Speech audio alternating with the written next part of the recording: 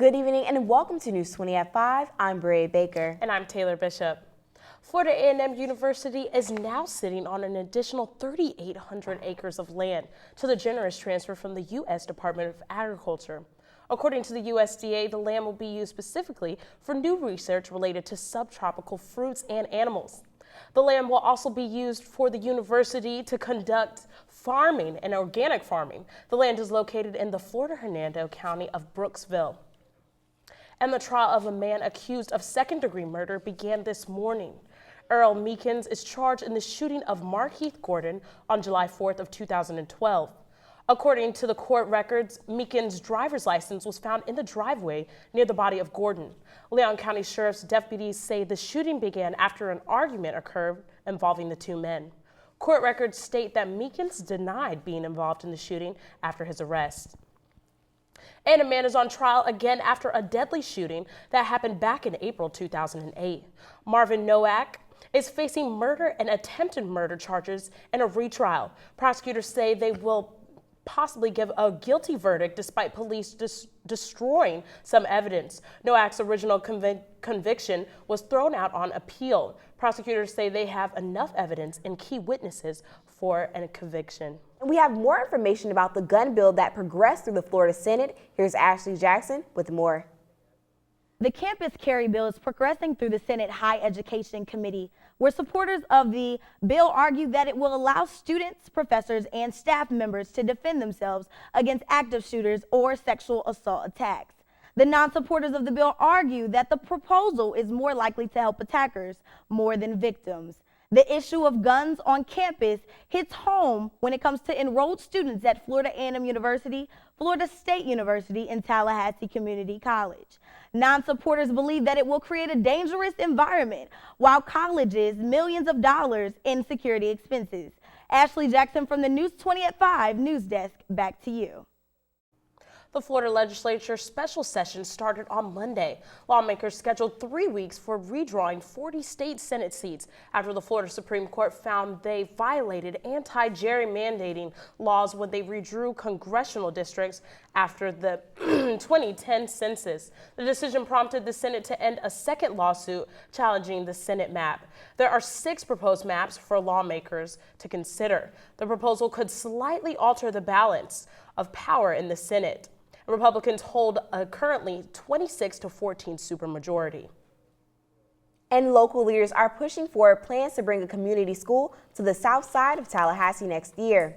The plan would transform the old Weston School to a community school where students ranging from early child care ages to second grade would receive quality instruction and increase access to social services. District officials are concerned about funding and key stakeholders being left out of the loop. The proposed community school would be one of many changes in the South City in the next couple of years. Some Florida lawmakers are pushing for regulations they believe will benefit consumers when it comes to ride-sharing services such as Uber and Lyft. Multimedia journalist Shalinka Cunningham has more. For many Floridians, ride-sharing services are affordable means of transportation, yet some Florida lawmakers feel regulations are needed to be placed on these services in order to protect consumers. Dominique Parks, a second-year business administration student and Uber customer, does not feel regulations are needed. I don't think they do because Uber is a lot cheaper than taking a cab, as well as a lot safer, I believe, than taking a cab because multiple people know where you are at a point in time. Lawmakers are asking for a statewide proposal for the regulations to allow ride-sharing service companies to operate. Jeff Brandis, a Florida state senator, says the regulations will require the drivers to receive background checks. So I think we want standardized background checks. We want standardized levels of insurance. We're in discussions about what type of vehicle inspections they would need. I think those 3 things capture most of the regulatory structure that we would put out there. Florida lawmakers are hoping to address the concerns of ride-sharing service regulations for the 2016 agenda. The regular session is set to meet January 12th of 2016. For News 20 at 5, I'm Shalinka Cunningham. For more information on future proposals, you can visit the website at flsenate.gov. Vice President Joe Biden announced Wednesday that he will not seek the 2016 presidential nomination.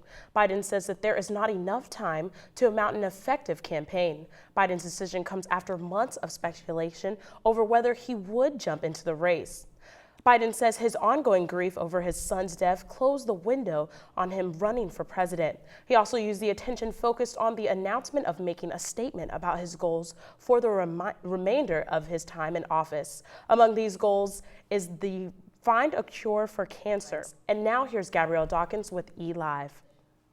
Thanks, Taylor. I'm Gabrielle Dawkins with your entertainment, and I'm calling this the Oprah effect. Oprah Winfrey decides to invest in Weight Watchers. The media mogul bought 10% of the stock, and according to Forbes, she made approximately $110 million in profit in 2 days of stock market trading. She made a tweet that reads that she believes in the Weight Watchers program so much to invest. That's what you call the Oprah effect. Now moving on, Blake Shelton is setting the record straight by suing InTouch's parent company, Bauer Media. The magazine claimed that he checked into rehab after his split from his wife of 4 years, Miranda Lambert. In his lawsuit filed in LA Superior Court and his attorney Larry Steen, Shelton says he is not in rehab and has no plans to go to rehab. He is seeking more than $1 million in damages. That about does it for your entertainment. Back to you guys at the desk. And Travis, what can we look forward to next in sports? Well, Taylor, the FAMU Rattler football team will have their hands full as they enter this bye week, and the Seminoles of Florida State will have Georgia on their mind. Georgia Tech, that is. We'll have that and more next in sports. You're watching News 20 at 5.